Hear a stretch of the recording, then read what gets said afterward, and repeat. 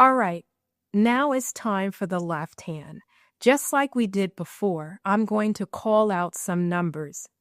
Each number tells you which finger to lift, but only on your left hand this time. Are you ready? Here we go. Finger number 5, finger number 2, finger number 1, finger number 4. Good. Finger number 3, finger number 2, finger number 4, finger number 1, finger number 5. All right. Now let's do some combinations. When I say two numbers, lift both fingers at the same time. Here we go.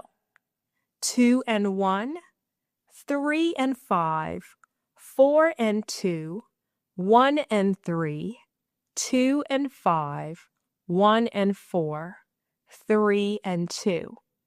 Great work.